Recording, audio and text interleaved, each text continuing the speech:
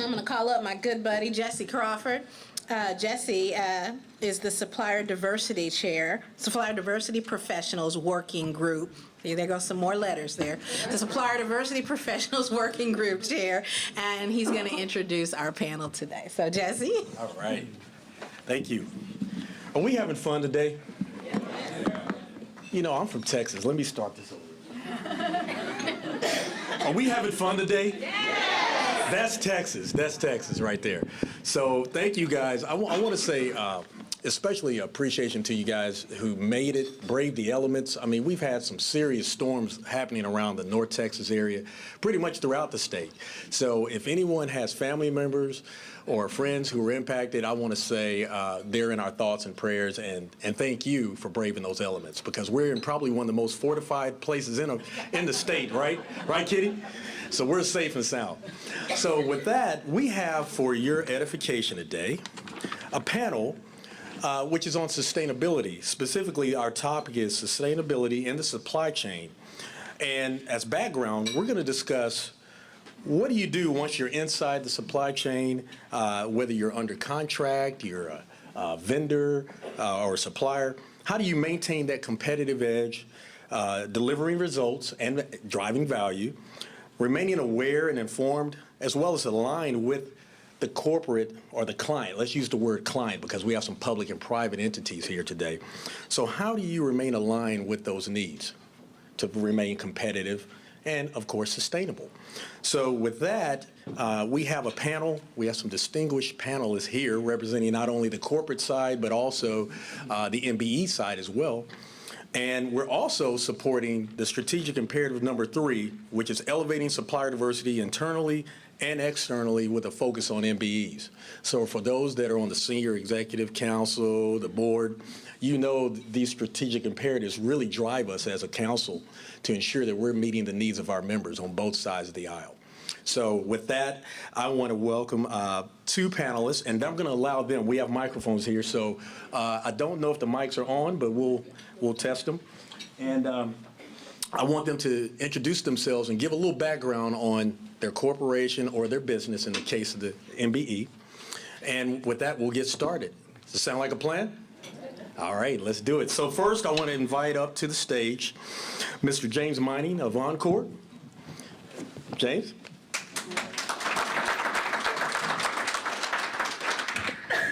Geez, here I am up here by myself again.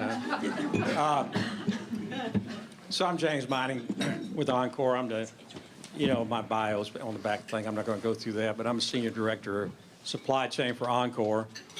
A little bit about Encore.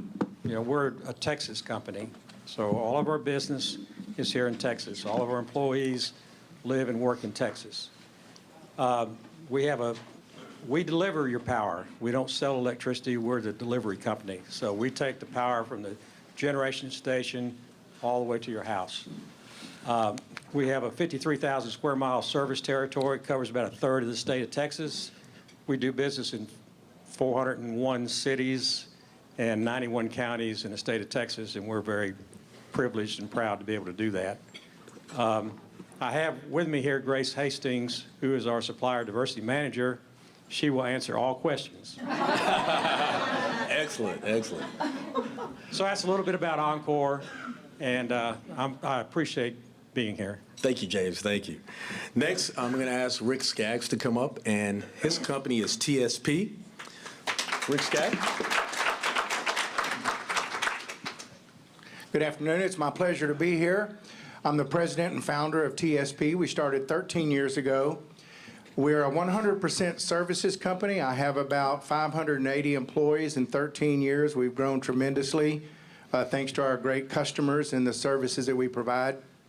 We only provide services, so if you wanted to buy a box or some software from me, I can't sell it to you. We serve only the IT industry, and we serve large data centers, companies that have a need for a lot of storing of petabytes of data. And so my engineers of my company of 580 people, 530 of them are actually service engineers that go out and generate revenue for the company.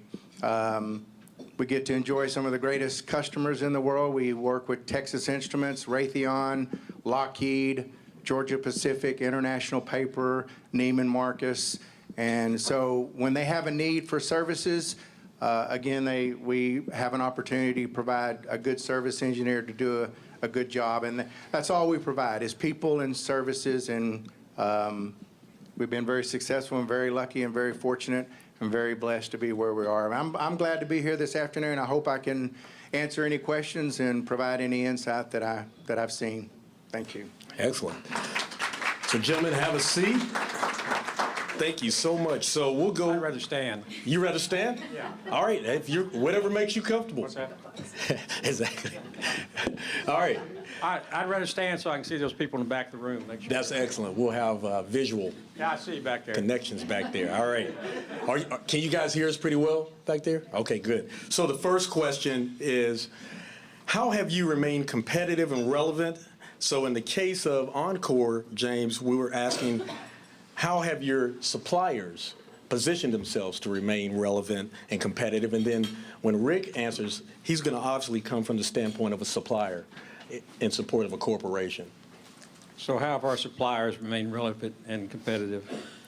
So the suppliers that I'm familiar with and we do business with, like any other company, I mean, the question really could apply to any company, right?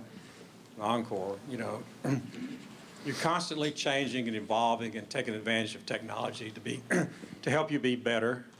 Looking at new tools,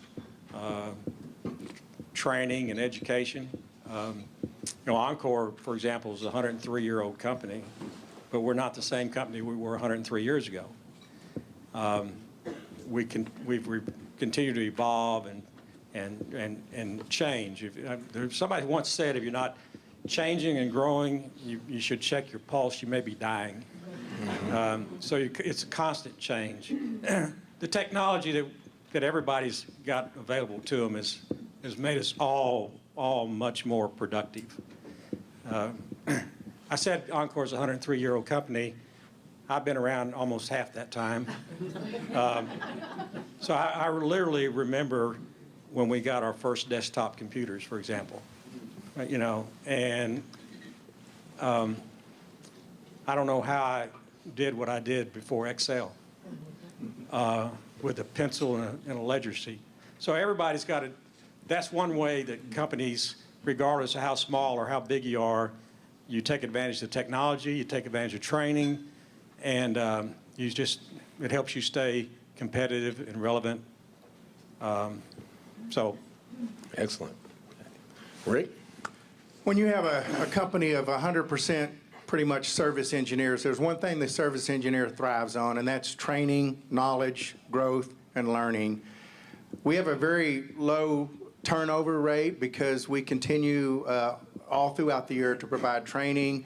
That could be OEM training. We bring a lot of our engineers into our corporate office in Dallas to do soft skills training.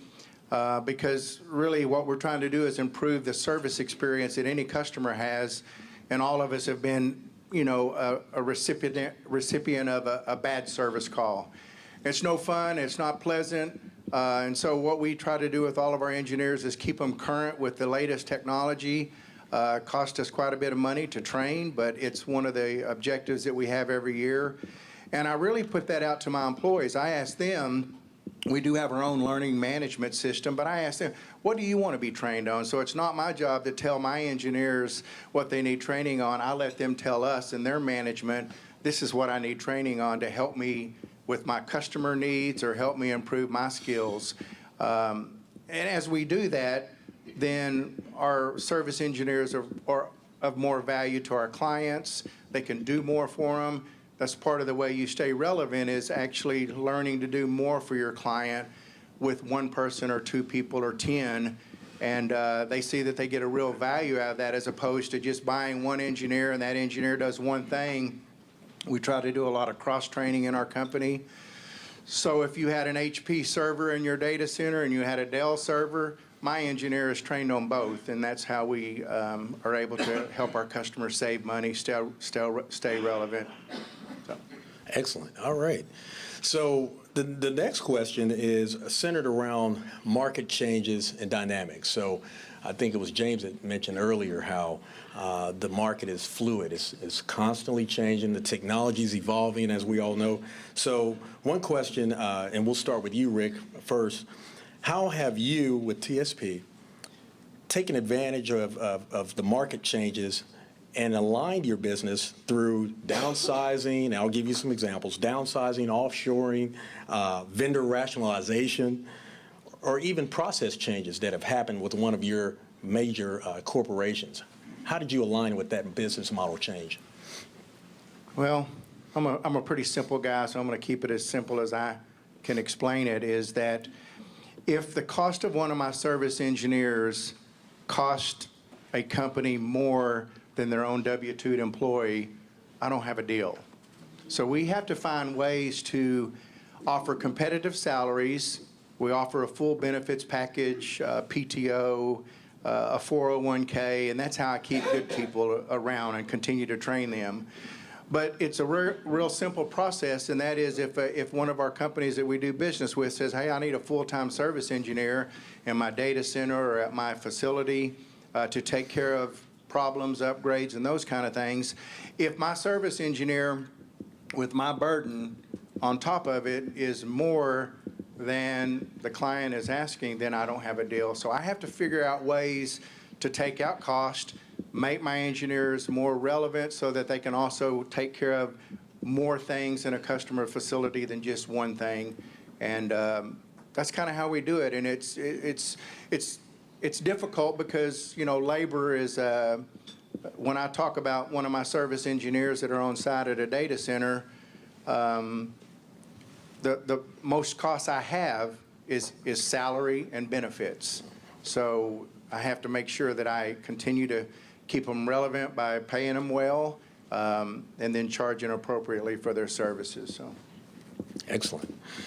And James, for Encore, could you share some of the changes in the industry? Of course, you mentioned technology earlier, but what are some of the ways that your suppliers who are under contract are adjusting their business models to remain fluid and in the true spirit of partnership aligned with you guys? Well, so what you mentioned also supplier rationalization, and it kind of makes me think about, we went through that process, you know, several years ago. Had some impact, not on minority suppliers necessarily, but on some of our other prime suppliers, major suppliers, where we went through an exercise to reduce the number of suppliers and leverage up our business and to get a better price. And at the end of the day, that's what happened.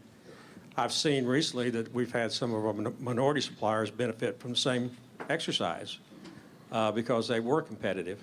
I also have seen in our business anyway, some of the suppliers that we buy from over the past, say, 15, 20 years ago, went through that process where they started offshoring a lot of their products. I've seen recently a trend where they're bringing some of those products back to the U.S., the manufacturing to the U.S.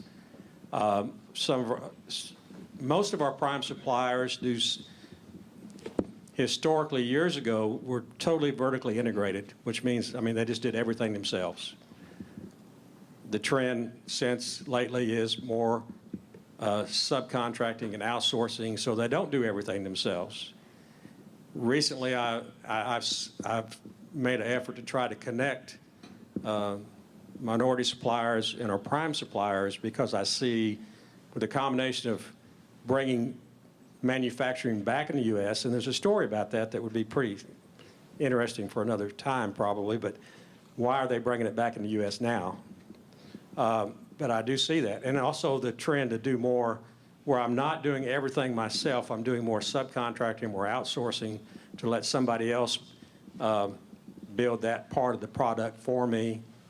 I think there's opportunities there for minority suppliers with the right connection. A lot of work needs to be done there, but I see that trend. That's pretty interesting to me anyway.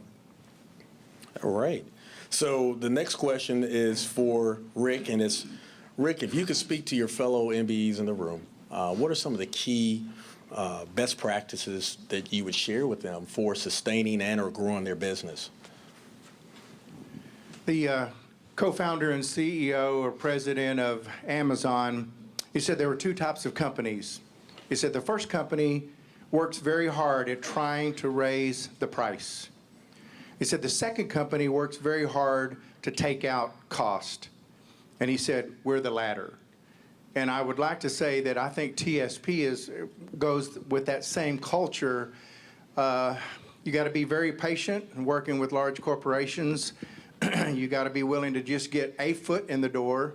Once you get a foot in the door, then you have a little bit more leverage to open your ears and your eyes and watch and learn and observe, see what the client's pain is, see where their areas of need are, and then to look at trying to put together a solution for that. But one of the things that we have to do when you work with large corporations like the ones that we're blessed to have as customers, they expect you to take cost out every single day. I remember one of the first large contracts that we were ever awarded with Texas Instruments back in 2003. We celebrated, I mean, you know, we're a little small company of 4 people, and we got our first award, and we started celebrating and hooping and hollering and clapping and being excited. And then I got a call from the procurement person at TI, and she said, you got to figure out how to take some cost on your price that I just gave you. I said, I haven't even received the first money yet, and you're asking me to start working on my price. And but they taught me a lot about that, because I think our customers do expect you always to help them with their cost. I know we've all heard, well, price doesn't really matter, but yeah.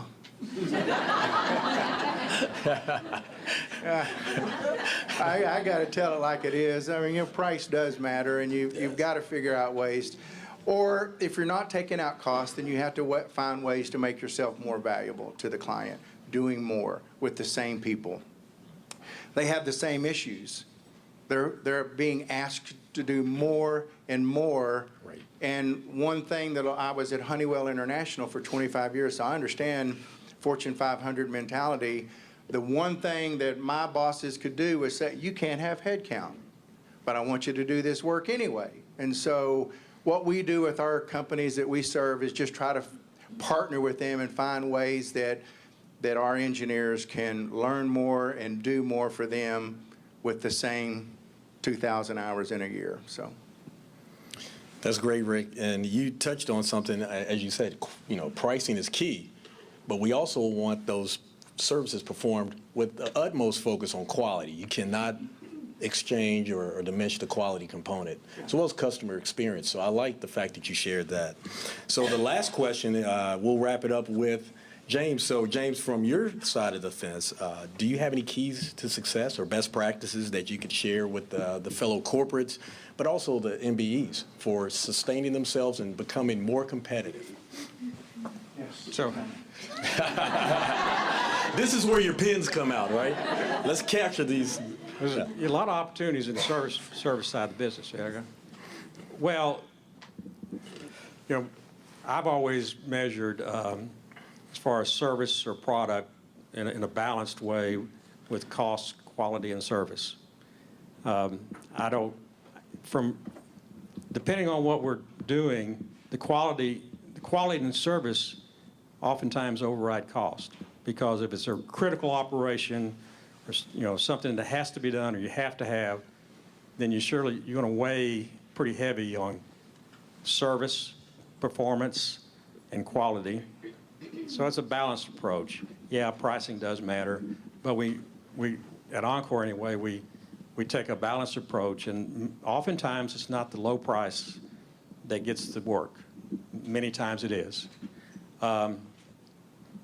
But in order to stay, I guess, the question was about once you're in the supply chain, how do you sustain that? And again, it's a matter of staying competitive, deliver, outstanding excellent service, right? Because that's what gets people's attention. Creating new value and more value. And I would also say there's some softer things around having common relationships are everything. So if you're in the supply chain and you're doing business with someone, you really got to pay attention to the relationship. Also having common values. You know, most relationships that I see that are long-term, that are long-lasting, and that are growing, in other words, increasing in volume and business, if you look at the core of that relationship, they have common values. So, again, if you're in the supply chain, strive for excellence, always perform, and always build on that relationship. I tell you, let's give these guys a round of applause here. I've captured some notes just to summarize briefly some of the answers they had, and also to share with the members of the audience who have been taking notes out there. So again, going back to the first questions, some of the takeaways were taking advantage of technology, which included ongoing training and development for your employees, because as we all discuss, change is constant, right? And innovation, you want to remain innovative and ahead of the curve. Rick actually shared that he has his employees complete training, going through knowledge. You touched on knowledge and learning, but also improving the customer's experience. And I think that is so key, because a lot of the companies in this room today are measured by their return to shareholder value, gaining and expanding their market share. So if you're aligned from a customer experience standpoint, it's usually a cakewalk for you. Also, receiving feedback on the needs. I thought that was a key point that you made, and aligning yourself with the client's expectations. Then on the second question, you talked about making adjustments to your cost structure and your pricing, as well as evaluating certain job functions to remain competitive. James actually touched on the vendor rationalization, the offshoring pieces that we're all aware of, and the fact that NBEs, from his observation, are now pulling jobs back on shore, which is a great thing for us. We're all Americans, right? We need to create jobs, create value, influence the communities that we serve so that there's upward mobility, right? Increase the tax bases. It's a kumbaya moment if we bring jobs back, right? Also, on the third question, which was again around what are some of the key considerations, again, Rick said be patient. That is key. I've worked for a corporate. I know. No doesn't mean never, but you definitely have to remain patient and steadfast. Getting your foot in the door, I thought that was a great point, so that you could gain insight and leverage. And then you mentioned identifying solutions to pain points. Again, if a corporation has a cold, you should have the sniffles if you're a true partner, right? You should feel that pain as well, or at least alleviate it. And then the last question, let me go back. You mentioned take cost out. That's key. So all the corporates in the room are shaking their heads, right? All right. And then last but not least, James mentioned cost, quality, and service. Low cost doesn't always win. It does most of the time, right? It is important. He also talked about, delivering excellence and excellent customer service. I thought that was key. And then create new value. That's a great point right there, James. And then last but not least, he said relationships are key.